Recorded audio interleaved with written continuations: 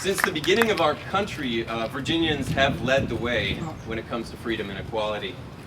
It was Thomas Jefferson who first wrote of the self-evident truths that all men are created equal and that we're endowed with certain inalienable rights. It was James Madison who, as the father of the Constitution, guaranteed those rights to every American. Centuries later, it was Mildred and Richard Loving who went to the Supreme Court of the United States and demanded an end to the unjust laws that dared to tell us who we could and could not love. And it was in the Loving case that the Supreme Court held that marriage is one of the basic civil rights of man, and that the freedom to marry resides with an individual. It cannot be infringed by the state.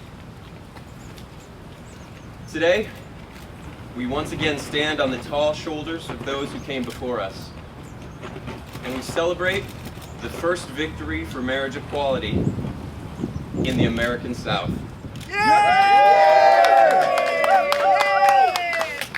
And today, we have 4 more Virginians at the vanguard of freedom.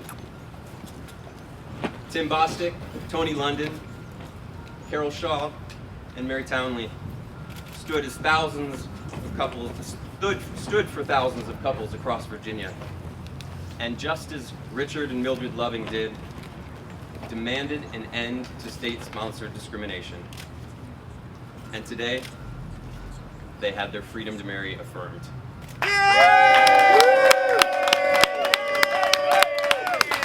For 45 years, Virginia has been for lovers. But until today, not every Virginian had the freedom to dedicate their life to the person they love. Today, in places like Birmingham and Biloxi, Chattanooga and Charleston, gay and lesbian couples know that equality isn't just something that happens up north. Today, a gay teenager in Roanoke, a kid who watched the dark walls of discrimination crumble in places like New York and California and Massachusetts, and wondered, when will it happen here? Doesn't have to wonder anymore. Equality for some is not equality for all. That's what Richard and Mildred Loving believed. That's what Thomas Jefferson believed. That's what a majority of Americans believe today. There's still work to be done.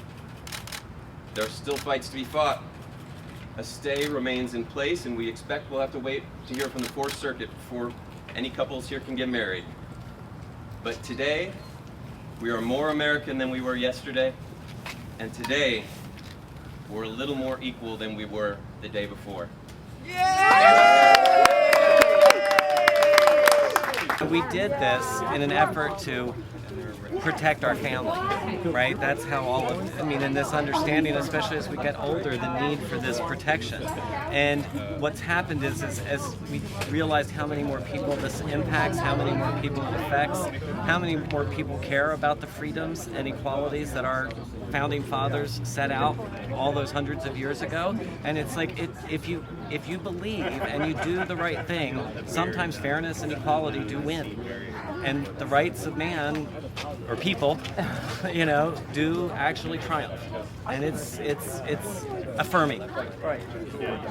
It's been, for me as well, but a very unique day. I've had an event in my life that happened with my brother.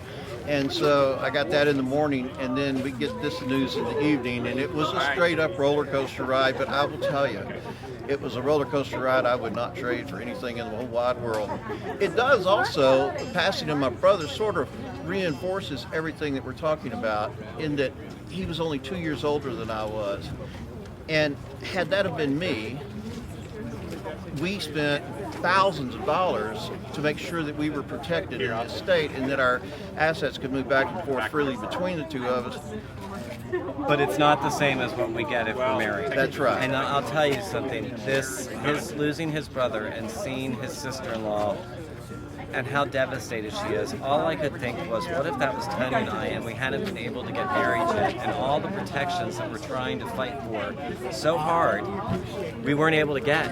And it made it much more real in a way that we kind of had this understanding of, but we didn't. It just brought it home why we're doing this, and that at the end of the day, love is what matters. Nothing else does, and that's all we do. We love each other. It's about family. And anybody that thinks it's not about family, they're making a mistake, because it's going to go across this country, and freedom will ring out very strongly. But as it goes across, we're going to realize that it's all about family, and we hope everybody looks at it the same way, because that's what it's all about. Oh, the air in Virginia is sweeter and freer today. That's all I have to say. It is just great, isn't it? To have a federal judge vindicate us of the years that we've struggled with this amendment. It is just great.